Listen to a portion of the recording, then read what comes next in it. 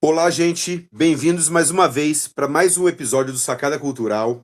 Hoje nós vamos conversar nada mais, nada menos e contudo com Diego Amaro, diretor executivo do IEV, do Instituto de Estudos Vale Paraibanos, professor, um grande acadêmico, um grande pesquisador cultural, esse que é um grande amigo, um mestre, um farol no pensar e no refletir sobre o que é ser Vale Paraibano e sobre como é conduzir a história, o patrimônio e a cultura caipira. Bem-vindo, Diego, para mais um bate-papo. Muito obrigado pelo aceite do convite. Se apresente ao pessoal para a gente começar esse bate-papo, por favor. Olá, Rafael. Primeiro dizer que é uma satisfação poder estar aqui com você mais uma vez para nós discutirmos, pensarmos e refletirmos a questão que envolve a cultura, o patrimônio, a memória, a história regional, que é nacional, mas regional. Eu me chamo Diego, estou aí na Labuta junto com o Instituto de Estudos Vale Paraibanos já há algum tempo, que é uma instituição que desde a década de 70 se dedica à preservação do patrimônio. Sou apaixonado pela minha região, falo que não tem força na terra que me retire daqui, né? Que é um lugar que aprendo a amar e apreciar todos os dias, vendo todo o seu potencial, né? Cada dia uma nova descoberta de um vale recheado de histórias. Diego, para a gente começar, fala um pouco para nós o que é o IEV, conta um pouco da história do IEV para a gente, esse instituto que é de suma importância e que ainda precisa ser descoberto pelos Vale Paraibanos, né? Então, o Instituto de Estudos Vale Paraibanos, ele nasceu oficialmente no ano de 1973, 30 de junho de 1973. Só que o IEV, ele é resultado de um trabalho de um grupo que desde a década de 60 já vinha se articulando. No Centro de Estudos Gustavo Barroso, mais tarde a Fundação José Luiz Pazin, mais tarde o Instituto. No passado sofreram grandes perseguições ali da ditadura militar, a maior parte deles é registrado ali nos arquivos do DEOPS, e essas movimentações culturais eram constantemente desarticuladas, né? Professor Zé Luiz Pazin, que é o fundador do IEV, na década de 60, ele foi preso porque estava fazendo eventos que falava da cultura afro-brasileira e falava de outros temas também, que na época gerava muito incômodo. Em 70, o grupo se reorganiza. Em 72 é feito o primeiro simpósio de história do Vale do Paraíba. Em 73, o Instituto é fundado. Na época, pelos jovens ali, José Luiz Pazin, Francisco Sodero Toledo, Teresa Regina de Camargo Maia, Luísa Freire, apoiados por um grupo de intelectuais já respeitados e renomados naquele tempo, que era a Dona Maria de Lourdes Borges Ribeiro, a grande folclorista do Brasil, a pessoa que colocou o folclore como disciplina dentro das escolas, o Chico Barbosa, membro imortal da Academia Brasileira de Letras, filho de Guaratinguetá, Conceição Borges Ribeiro, uma grande arqueóloga, responsável por importantes descobertas aqui na região com relação aos indígenas, e, enfim, um número absurdo de pessoas que se uniram por uma agenda comum. E essa é a principal visão do IEV. Nós nos unirmos por uma agenda comum. E qual é essa agenda? A preservação do meio ambiente, do patrimônio histórico, do patrimônio cultural, independente de ideologias que possamos seguir, mas entendendo que o IEV é um lugar importante para cada um dos Vale Paraibanos e também do Brasil. Diego, né, acompanho muito o seu trabalho. Na verdade, você inspira muito os trabalhos da Vilarejo. E o IEV, ele nasce dentro da academia. Me corrige se eu estiver errado. Hoje, né, você à frente, uma geração atual, contemporânea na sua direção, na sua gestão, e a gente tem um certo abismo que é da academia com a cultura popular, com os saberes tradicionais. Eu sei que você é, é uma figura que vem tentando construir essa ponte, derrubar esse muro. Quais são os desafios que você encontra no dia a dia da gestão para trazer esses saberes tradicionais para dentro da academia, para o diálogo? Você tem conseguido ou não? Tipo, as barreiras ainda são muito grandes por questões conceituais. Fala um pouco para a gente sobre esse abismo que existe.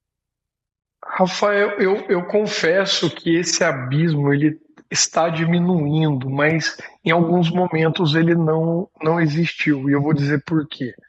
Uhum. No começo, a academia ela se abre, principalmente aqui na região do Vale do Paraíba, na coordenação do professor Sodero dentro das universidades, desenvolvendo metodologia. O Sodero, por exemplo, ele vai, na época, lançar um livro chamado Em Busca de Raízes. Nesse livro, o Sodero estabelece um método a fim de trazer os saberes culturais para dentro da academia. Eu acho que existe uma falha da academia no sentido de acolher. Porque, por exemplo, a academia é um ambiente que, às vezes, aqueles que não fazem parte dela não se sentem bem-vindos. Esse é o problema. O problema está nessa percepção, que muito pelo contrário. O que alimenta a academia são as manifestações culturais, são os saberes culturais. E quando nós pensamos em uma história que já ali no final do 19, começo do 20, com a Escola dos Análises, é uma nova história cultural, ela precisa disso, porque é no cotidiano que a história acontece, é no dia a dia que a história acontece. O que vai. Eu acho até que o IEV marca um pouco isso no Vale de Ruptura, é que nós tínhamos. Quem que escreve a história? Escreve a história quem tem o recurso para isso, quem tem acesso para isso, quem tem oportunidade para isso. Até recentemente, quem tinha acesso a isso era uma pequena elite.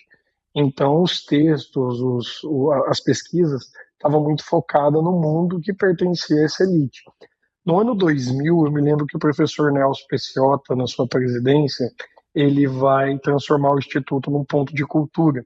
E ali a relação começa a mudar de novo, porque o IEV se abre para um novo mundo, que os pontos de cultura vão permitir também. E esse laço entre academia e comunidade, ele vai se intensificar, mas com a mesma dificuldade, parecendo que a academia não estava para a cultura, quanto pelo contrário, a academia depende da cultura. No meu tempo, o que eu tenho percebido, né, hoje eu estou coordenador de um curso de História, estou na presidência do Instituto de Estudos Vale Paraibanos, fui eleito agora novamente dia 30 de junho. É, Parabéns. obrigado. E nessa oportunidade é reforçar isso. Tenho, enquanto coordenador de um curso, tenho tentado trazer para dentro da instituição movimentos culturais que outrora não estavam lá para entenderem que aquele espaço também é deles, aquele espaço é principalmente deles. Então, assim, existe um esforço, não posso falar por todas as instituições de ensino superior, mas olhando daqui desse vale, para que essas portas sejam abertas, essas pontes sejam cada vez mais bem sedimentadas, né, mas bem construídas e que não existam barreiras, porque a barreira é uma bobagem. Afinal, agora, com toda a oportunidade que os programas culturais têm gerado, muitas pessoas estão podendo escrever, muitas pessoas estão podendo contar a sua história, e essa história começa a ser contemplada também dentro da academia. É claro que para nós olharmos para tudo isso é mais difícil, porque nós estamos vivendo esse momento. Quem vem depois de nós é que vai conseguir enxergar melhor tudo isso que já está acontecendo. O senhor está dentro da academia, a produção está vindo para a academia, e a academia começa, então, mais uma vez, a olhar para tudo isso. Mas volto a dizer, precisamos intensificar, porque é papel da universidade abrir suas portas. Mas também é papel, e aí como eu estou dos dois lados, é papel nosso, enquanto agente cultural, meter o pé na porta e entrar, porque também é nosso. Então, assim, é assumir mesmo esse lugar. O Diego, ele é, antes, ele é um acadêmico, porque, né, eu sei, nem todo mundo sabe, o senhor é um moçambiqueiro. Então, Opa! né, devoto, pupilo do Mestre Bira, né? E aí, Sim, como que é? Porque o seu caso é um caso bem particular, onde é um grande acadêmico que abraça a cultura popular e a cultura de rua. Você sente isso, você sendo um coordenador de curso, uma pessoa, né, um profissional muito influente no meio profissional onde você habita, você sente já que as suas atitudes, as suas escolhas de vida, que acaba que são profissionais também, vêm influenciando os seus arredores acadêmicos, ou você sente que ainda você é um ponto fora da curva? é, pergunta boa, Rafael. Mas assim, ó, não vejo como bem um ponto fora da curva. Eu começo a perceber que outros também estão seguindo por esse caminho. E o contrário também, mas assim, vamos, né, para poder colocar ordem nesse Sim, processo. Vamos lá. O Diego, ele primeiro nasce acadêmico, porque o que que vai acontecer? Eu queria ser o Indiana Jones, queria história de qualquer jeito. Aí eu vou para minha faculdade, vou me formar em história. O professor Francisco Sodero vai ser assim um norte para mim, é o meu primeiro grande mestre, porque ele vai olhar para mim e vai dizer assim, olha, do que adianta um historiador no Vale dos Reis? A gente precisa de um historiador no Vale do Paraíba, olhando o Vale do Paraíba.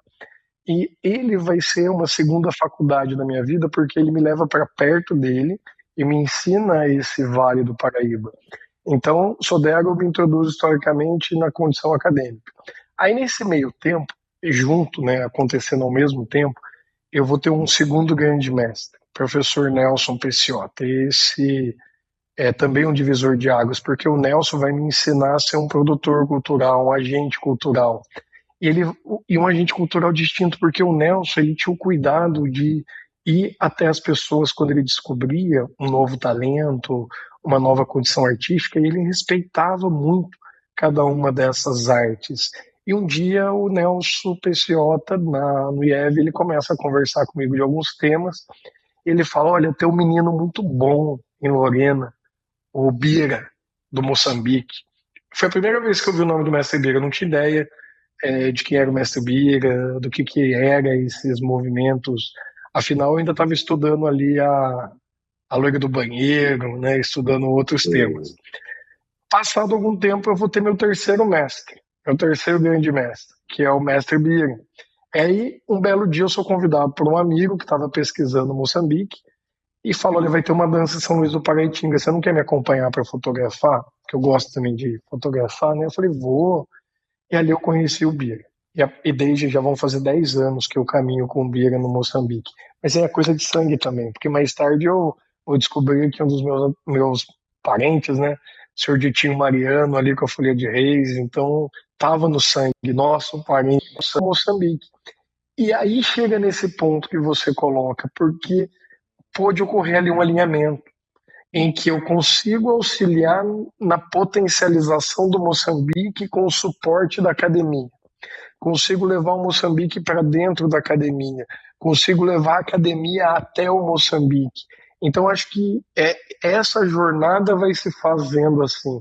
E eu não consigo me ver de outra maneira. Eu não consigo ver um artigo científico que não se aproprie de alguma forma dessas ideias para também fazer com que a academia reconheça. Então é muito nosso papel nessa atual conjuntura. E são as coisas que eu coloco para os meus alunos também. Eu acho que a nossa próxima geração vem nesse pé.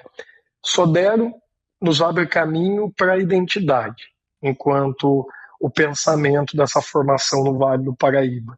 Eu acho que agora nós conseguimos incorporar esses processos na academia, mas é claro, vai ter uma jornadinha.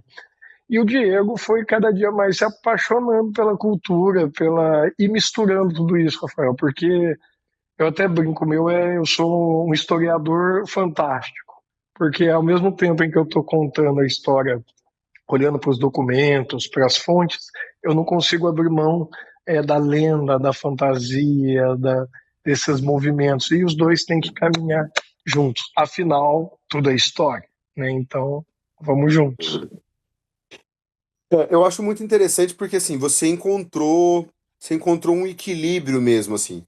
O que sempre o que sempre me chama atenção nos seus trabalhos é a maneira como você aborda o diálogo com o outro, como você coloca a pauta, porque assim, você consegue colocar a academia sem parecer que está na academia, sabe?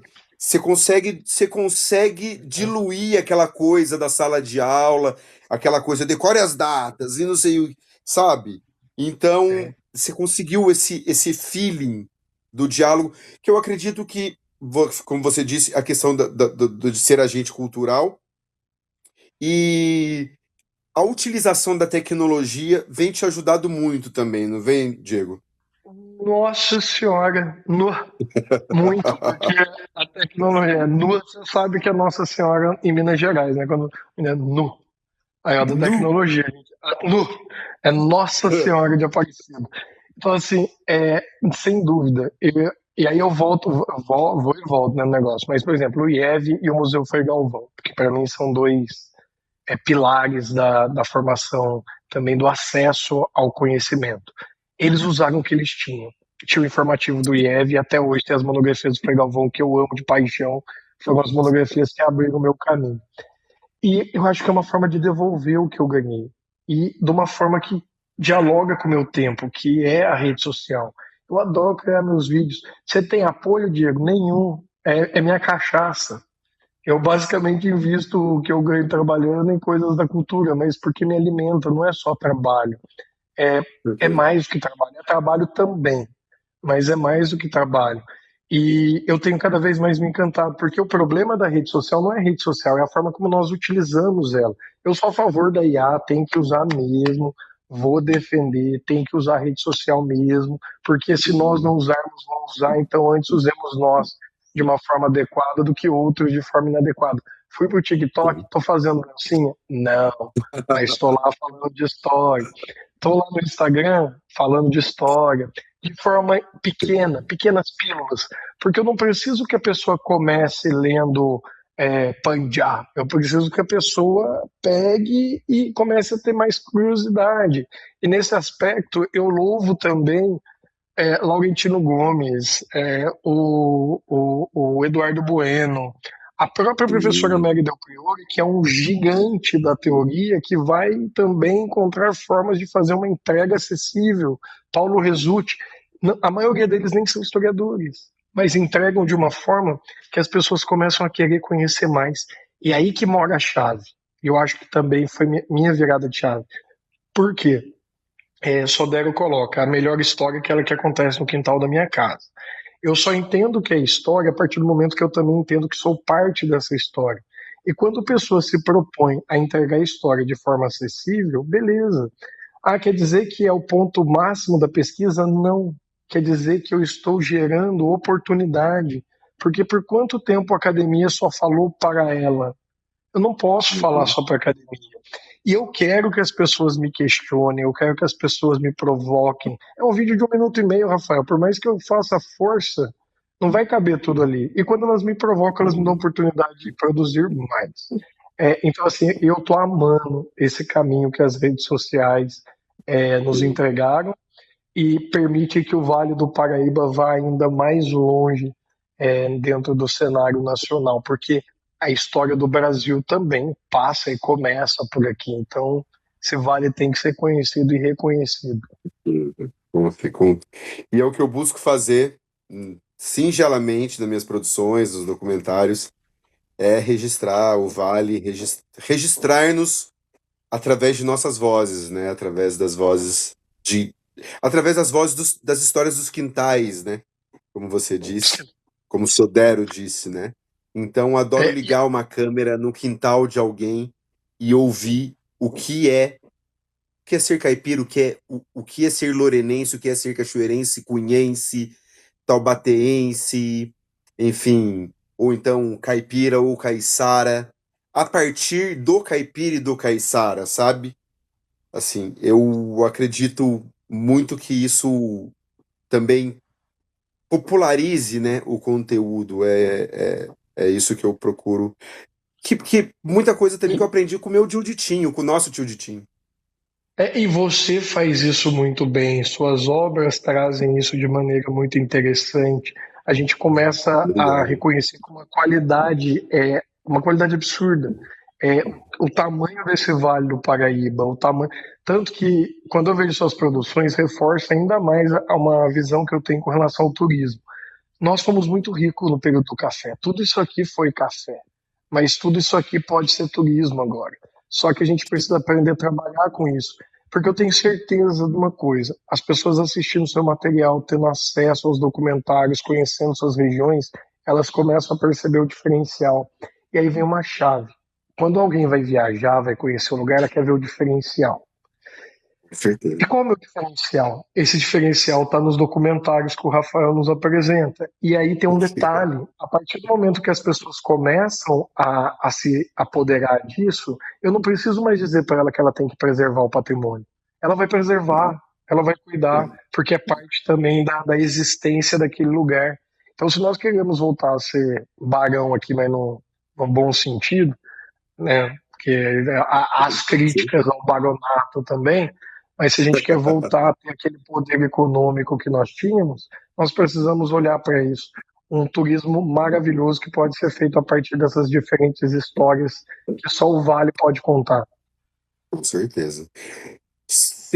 Você falou duas palavras que era a pauta que eu ia entrar agora, que é patrimônio, barão, mas na verdade conde. Mas também temos o barão da Bocaina.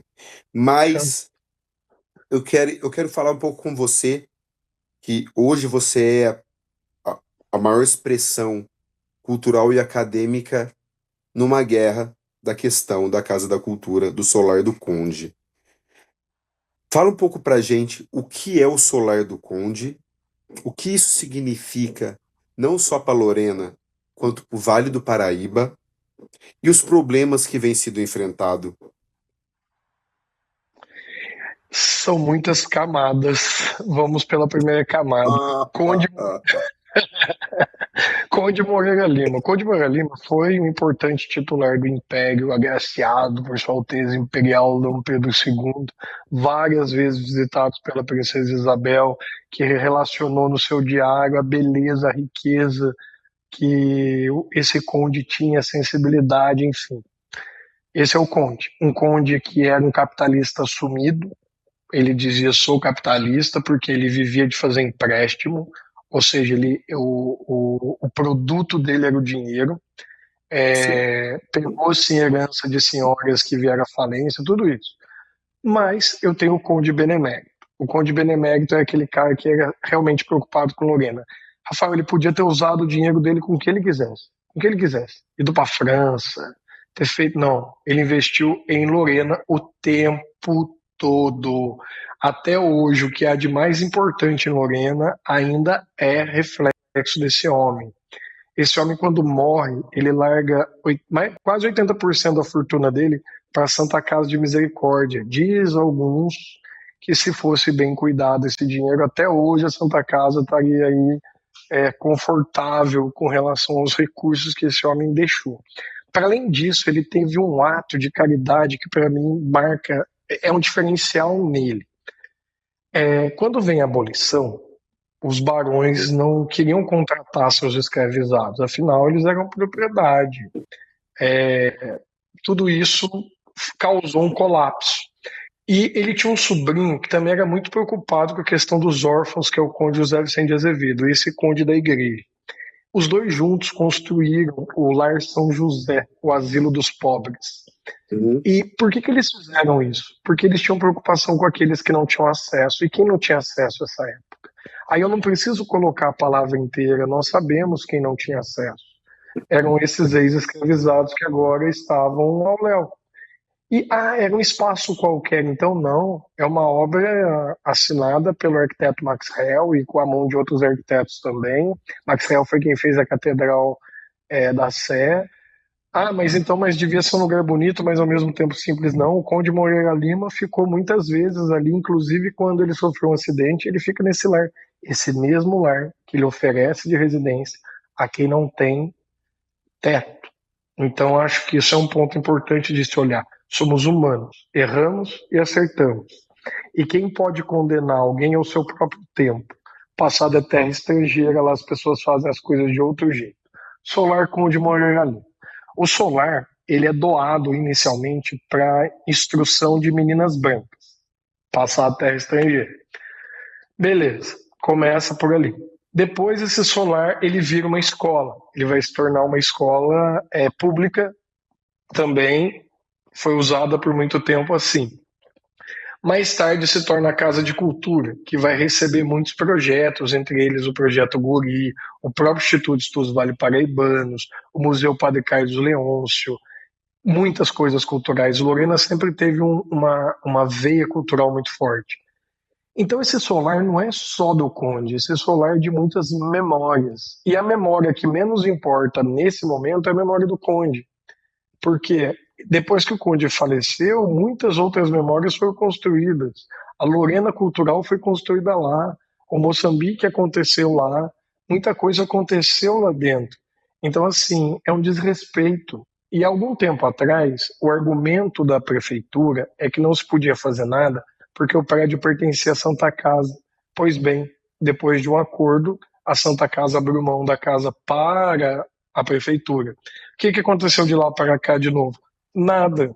Ah, Diego, mas esse é um problema novo, não é? Bem velhinho. Para você ter uma ideia, eu tenho uma notícia de 1977 que já fala da necessidade da recuperação da casa. No ano de 2008, o professor Nelson Peciota pagou do bolso dele um projeto caríssimo para o restauro. Aconteceu? Não. Aí, mais uma vez, a grande arquiteta, tanto a filha quanto a mãe, a Fernanda e a Lívia Vierno, fizeram outro trabalho maravilhoso. E com a vantagem, agora tem-se algum recurso captado para fazer a recuperação. Estão fazendo? Não. Colocaram uns tapumes na frente, para inglês ver. E graças a um ou outro que é um pouco mais firme, né, entende o propósito e o problema, as peças estão guardadas e bem guardadas. Foram retiradas de lá agora, estão sob a tutela da Fundação Olga de Sá, que acaba sendo colocada como uma vilã, quando na realidade ela não é dona do patrimônio. Ela é uma mediadora do patrimônio. Ela tem sua responsabilidade? Tem. Afinal, quem dá entrada no projeto é ela. Mas quem é o grande responsável? É a prefeitura. Quem tem que fazer obra emergencial? É a prefeitura. E depois a fundação entra com a parte dela. E empresas da cidade já acreditam nesse projeto. Nós não podemos perder mais esse patrimônio. E, Diego, por que defender a memória desse conde? Lorena é uma cidade universitária. O Conde sabia que Lorena ia virar uma cidade universitária? Não sabia. Mas ele traz o Colégio São Joaquim para Lorena, dos Salesianos, Uhum. se torna o maior colégio do Brasil. As grandes famílias todas vêm para Lorena estudar seus filhos. Jânio Uhum. Quadro, Chico Barbosa, Dr. Zerbini, um monte de gente importante. Até alguns candidatos a Papa estudaram lá. Beleza, candidato, depois vou apanhar do Vaticano, né? Possíveis papas, possíveis cardeais. E um colégio que abriu o caminho para uma coisa sensacional. Na década de 50, o padre Stringari tinha vontade de formalizar uma universidade no interior, porque não tinha universidade no interior. Aí o padre Carlos Leôncio da Silva, brasileiro, do Recife, mas ele veio embora da Itália para o Brasil, fez um trabalho magnífico na Itália, tanto que ele vai ser reconhecido pela Unesco, vai ter espaço em Santander, um monte de lugar, chega e conseguem fazer uma faculdade. Isso em 1950, a partir de então eu começo a ter um espaço garantido para universidades do interior. Mas quem começou com isso? Partiu de quem? Do Conde Moreira Lima, que doou lá as terras, os terrenos, os salesianos, preocupou com a educação. Então, assim, é cansativo ter que lembrar todo o tempo o poder público de uma coisa que a sociedade já sabe. Não existe Lorena que existe hoje sem o Conde. Se ela não está melhor é porque nós não fizemos coisas grandes novamente. Mas a gente deveria, ao mínimo, cuidar daquelas que nos foram legadas por essas pessoas que nos antecederam dentro do município. Falei pra Ele não caramba, de- hein? Eu adoro, eu adoro. O Conde não deixa herdeiros? Não, ele não teve. Ele se casa com a sobrinha, né, a dona Risoleta. Ela vai morrer muito jovem e ele não tem filhos. No entanto, ele tem muitos sobrinhos, muitos mesmos, inclusive alguns são de. Tem uma representação muito forte no Brasil, no modo geral. Vou dar um exemplo. Agora eu não lembro se é sobrinha ou prima, mas Dona Carlota Pereira de Queiroz, primeira deputada, está vinculada ao Conde. É a primeira mulher habilitada do estado de São Paulo, Dona Maria Carmelita de Azevedo, é sobrinha do Conde. É, putz, o Arnolfo de Azevedo e o Haroldo de Azevedo Sim, estão sim. vinculados também ao Conde. O Haroldo foi o primeiro professor de Hum, geografia do Brasil. Então, assim, o Arnolfo foi quem pensou tirar a capital e levar para o Planalto Central. Antes do JK, ele já tinha um projeto desse organizado para remover a capital para o Planalto Central. Então, assim, essas pessoas estão todas ligadas aí. Estão todas sim, vinculadas aí. Não são seus filhos, sim, mas são seus sobrinhos, seus primos, que compõem aí um cenário interessante da história do Brasil. sim. Não, a história é maravilhosa. Pra gente ir caminhando já para as considerações, né? O solar, ele é tombado? O Solar é tombado pelo Condefat e pelo Compac. É, ele é tombado, mas ele está caindo agora, né? Ele está se tombando de uma outra forma. A gente precisa resolver. E aí, Rafael, eu vou fazer minha crítica. Com todo respeito, amor e carinho ao IFAM, ao Condefat, ao Compac, qual é o Sim. nosso papel verdadeiro? Qual que é o nosso papel real? Será que eu acho que chegou uma hora de mais uma vez o IFAM, o Condefat e mesmo os Compacs colocarem a mão na consciência? Chegou a hora da gente começar a dialogar entre o possível, o viável, antes que a gente comece a perder tudo. Eu acho que ainda falta isso. Lá atrás, o IFAM achava que só quem era importante é que valia a pena preservar, né? Tinha que ser Ramos de Azevedo e tal. Com o tempo eles entenderam que não, e até a cabana de zinco na beira do Ribeirão Pardo, do Euclides da Cunha, foi preservada. Mas voltou-se a necessidade da gente repensar esses papéis. A gente não pode ser só uma logomarca, não pode ser só um carimbo. Qual que é a ação efetiva? E eu sei que não são só as pessoas que estão lá dentro, eu sei que existe uma série de outras questões. Não, com toda razão. Com toda razão. É, E pra gente. é, O meu papel aqui é te ouvir, né? E não interferir com uma opinião minha. Não, mas por É, favor. Não, mas você pode. Não, mas assim, mas eu penso mesmo assim. Eu sinto muito, eu já desenvolvi trabalho lá no Solar. E um pouco antes dele ser interditado, eu tive lá para uma conversa com o secretário de Cultura. Eu fiquei assustado quando eu entrei lá dentro, assim, com o nível de degradação que tava, assim, me impressionou bastante. Mas o que mais me chamou a atenção foi o nível de abandono mesmo do poder público municipal enquanto gestão. E aqui eu não estou falando de A ou de B, Não, não. porque isso não começou há 4 anos atrás, né? Como você disse. É um, é um processo que você sabe muito melhor que eu. Mas você vê alguma saída hoje? O Diego vê alguma saída, o poder público municipal principalmente, que detém a gestão mais próxima. Você vê alguma saída? Existe alguma movimentação, Diego, para que isso aconteça?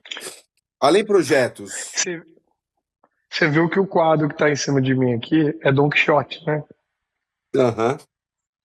Os moinhos de vento continuam no nosso caminho. Mas vamos lá, olha. Vamos, eu, eu sou esperançoso. Rafael, eu acredito, sabe por que eu acredito? Porque as pessoas que ocuparam aquela cadeira são pessoas com quem eu tenho um grande respeito e admiração. Mas assim, eu volto a dizer, eles precisam assumir esse papel, eles precisam tomar o boi pelo chifre, igual a gente costuma falar, e falar, vou resolver. Eu não tenho como resolver a cidade inteira de uma vez, eu tenho como resolver uma parte de cada vez. Hoje, o que é uma prioridade? É o solar Conde Moreira Lima. A gente está com problema na escola Conde Moreira Lima, na casa da Mariazinha Pinto Antônio, dá para listar aqui 1 milhão de edifícios com problema. Mas qual corre o risco eminente? O solar Conde Moreira Lima. Então vamos concentrar nossa energia aqui. Porque assim, eles estão burocratizando demais a solução. Eu recebo informações assim de diferentes áreas e a gente vai discernir, né? Mas até o escritório de advocacia que cuida do projeto também para mim é um dos responsáveis, porque coloca-se muito empecilhos. Como que você tem um projeto aprovado já pelo próprio Ministério, com autorização do Compac, e de repente você acha que tem que refazer tudo aquilo de novo? Já estava aprovado, os nomes determinados. Então, assim, é pegar mesmo e falar, ó, vamos resolver, pôr na mesa e vamos resolver. O que eu mais desejo, ainda brinquei recentemente, mas é verdade, não é uma responsabilidade de um prefeito, de outro prefeito, de um secretário, de outro secretário. Mas se eu estou ali, eu tenho que resolver. Igual hoje eu estou presidente do IEV, o problema é meu, eu tenho que resolver. Então, Exato. assim, é entender a sua responsabilidade diante do cargo que você aceitou, te convidar, que você Exatamente. falou aceito. Então, vamos resolver o que eu tenho que fazer. Enquanto instituto, eu estou aqui para tentar fazer. Se eu precisar correr atrás de dinheiro, eu vou correr. Não é um problema. Eu quero ajudar, eu quero que dê certo. E aquilo que você falou, não é por A ou por B. Amanhã, quem quer que seja que for eleito, é meu prefeito, é meu governador, é meu presidente, eu vou Uhum. lutar para dar certo. É esse o ponto-chave. Enquanto terceiro setor, enquanto pessoa física, enfim. Lorena, eu começo a ganhar esperanças e de repente eu perco novamente. Então, nesse momento, eu não consigo ver uma saída muito clara desse problema. Eu torço sim para que eles consigam, não conseguindo, eles recorram a quem possa apoiar e divide o problema, seja transparente, olha, não está dando por isso. Tá, vamos fazer força então para ver o que a gente consegue resolver. Traga a população para perto, resolve junto. Aqui é o meu convite mesmo para que vamos dialogar. Não é pessoal, não é um problema pessoal, é um problema da sociedade, é um problema político, mas não é um problema partidário e não é um problema pessoal. Então, assim, nós precisamos resolver isso. Resolver. Nós precisamos. E volto a dizer, as pessoas, quando assim, assumem uma posição, elas têm uma responsabilidade. E com essa responsabilidade é cumprir o seu papel igual volta. Estou no IEV, estou no IEV. Hoje tem coisas que eu não vou poder fazer mais. Eu não vou poder apoiar um candidato. Não cabe isso a mim. Cabe a mim Sim. defender a democracia com unhas e dentes, defender o patrimônio com unhas e dentes. Mas já não é mais meu papel e nem a minha responsabilidade é outra.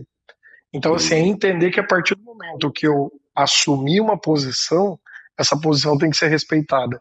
E o que eu estou sentindo falta em Lorena é dessa posição. E aí, eu não vou puxar a orelha dos secretários, eu vou puxar a orelha do prefeito, porque o chefe, o líder, é ele. E ele tem que ser o primeiro a assumir essa responsabilidade. E todos nós, juntos, ajudá-lo a resolver esse problema da melhor maneira. E dando certo, aí foi a brincadeira que eu falei, eu mesmo mando fazer o busto do prefeito para colocar lá na frente. Porque o que eu quero é resolver. Não Com é só. certeza, com certeza, com certeza. É, pra gente, né, eu tenho uma opinião que, assim, eles tinham que chamar o IEV e você para sentar à mesa e discutir essa questão. De quem sou eu, mas eu já estive num cargo de diretoria de cultura. Você, se eu estivesse no lugar, você seria o primeiro a sentar e falar, Diego, vem cá, vamos conversar sobre isso, vamos trazer a sociedade civil. Você é uma voz forte da sociedade civil. Vamos resolver isso como você disse, entendeu? Assim, porque senão. Porque burocratizar é procrastinar, né? E aí a coisa não anda e vai cair, como caiu o teatro de Guaratinguetá, como caiu o solar lá de 1842 em Silveiras. A gente vai só A vendo o nosso estação de patrimônio se Cachoeira, esvaindo. A estação de como caiu a Cachoeira. estação de Cachoeira. Então, é o O, né? É o É ó, é o o O. ó, é o ó. Pra gente fechar, Diego, eu tenho uma pergunta que eu talvez você tenha a resposta mais incrível para que eu já perguntei. O que é o Vale do Paraíba e o que é ser Vale Paraibano? Rapaz, eu acho que eu vou responder diferente da última vez, hein? Mas para mim o Vale do Paraíba, putz, é uma pergunta boa, igual quase aquela do Azambuja, que é a vida, né? E o Vale do Paraíba para mim é exatamente isso, é vida, é movimento, é paisagem, é o caipira, é o meu modo de ser, meu modo de relacionar, é minha Serra da Mantiqueira, minha Serra da Bocaina, é o meu mar, é as minhas montanhas. Então, assim, o Vale do Paraíba. Eu vi o Pazinho esses dias, eu trouxe um vídeo do Pazinho de volta e o Pazinho fala que ele não conhece outro lugar no mundo, e o Pazinho conhecia o mundo. O Zé Luiz Pazinho fala, não tem lugar mais bonito que o Vale do Paraíba. Então, o Vale do Divido com ele. Paraíba, eu também, assim, depois que eu me descobri o Vale Paraibano, Rafael, eu não. Eu sou suspeito, que eu vou ser quase bairrista, né? Porque o Vale é de uma riqueza tremenda, é de um potencial tremendo, e o Vale não é só paulista, o Vale é fluminense, o Vale é mineiro. Então, assim, o Vale Exatamente. tem muitas vozes, muitos jeitos, mas que resume-se no fogão de lenha, no bolão, no café, na troca, no acolhimento. Então, assim, é um vale religioso, é um vale de fé, porque daí também eu falo que é diferente, porque a fé que o Vale Paraibano carrega é aquela fé mais pura, aquela fé inocente que está às vezes afastada ali da dogmática das igrejas, mas que é uma fé do dia a dia, do caipira. Então, assim, o Vale para mim é poético, ah, é o meu quintal, mas é um quintalzão grande, né? Porque no final também nós somos uma grande família com aspirações de região. Sim. E você tinha feito a segunda pergunta, agora a segunda. O que é ser. Antes da segunda pergunta você falou da fé, é uma fé de novena na Santa Cruz, na beira da estrada. E essa fé que eu amo, essa fé que eu sou apaixonado quando eu vejo lá o pãozinho do São Benedito, quando eu vejo a questão das igrejinhas de Santa Cruz, que é quando o povo, sem padre, sem nada, teve que assumir ali uma posição de liderança religiosa, inclusive, para poder fazer a coisa Sim. funcionar. Sim. Então, essa fé que é parte também da nossa imagem enquanto região. E o que é ser Vale Paraibano? E ser Vale Paraibano é uma coisa gigante, porque assim, Vale Paraibano da onde você quer ser? Por exemplo, se eu sou Vale Paraibano, não, é brincadeira, vamos lá, o Vale Paraibano de uma forma geral é aquele que se vê o caipira, se admite o caipira. Dona Ruth Guimarães, ela costuma dizer que não é todo mundo que é o caipira. Eu concordo com ela, porque mesmo o caipira é uma construção social, e eu tenho que me enxergar caipira, eu tenho que me perceber caipira, senão eu não sou caipira mesmo não.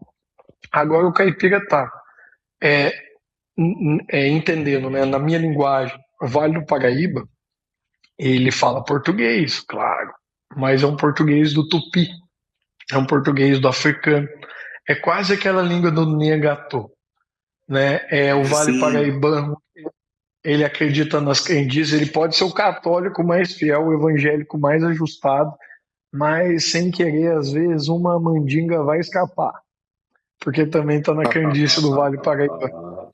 Ela vai passar ali, mesmo que ele não perceba. É a culinária, é o milho, é a formiga, o içá, né? Então, assim, é o Maravilhoso. bolo de fubá, é a cozinha. Então, e hoje o caipira não é o caipira do Jeca Tatu. E aí uma coisa, ó, uma advertência. Eu sou advogado do Lobato, sei que o Lobato fez muita coisa questionável, mas o Lobato nos permitiu poder educar crianças. Antes dele não tinha nem a criança tinha que ler ou em livro de igreja ou em ato da Câmara. Tem coisas que nós podemos questionar. Mas se o Jeca Tatu do Lobato é um problema, do Mazzaropi também é. Então, se é um problema em um, é um problema no outro. Aí, por que eu tô falando isso? Porque não é só esse o caipira também. O Lobato é um caipira. Um caipira intelectual, mas é um caipira. Sim. Eu sou um caipira digital, mas um caipira. O Rafael é um caipira também do cinema aí, trazendo um novo vale, mas é o caipira.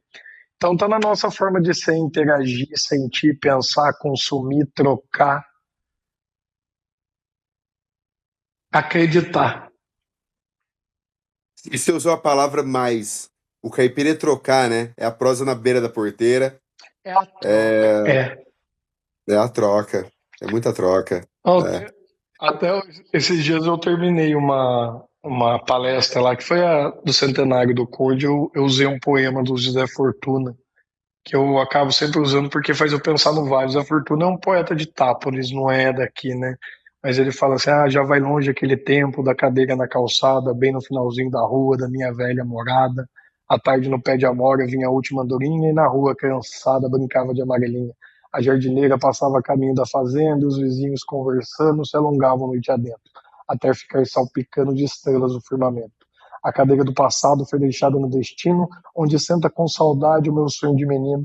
A andorinha da lembrança me transporta a ver de novo minha casa, minha rua e a conversa com meu povo. Mas é sonho, porque agora na calçada do meu ser sou cadeira que o tempo se esqueceu de recolher. É aí que tá o caipira do vale para mim também. Diego, muito obrigado. Eu que Muito agradeço. obrigado.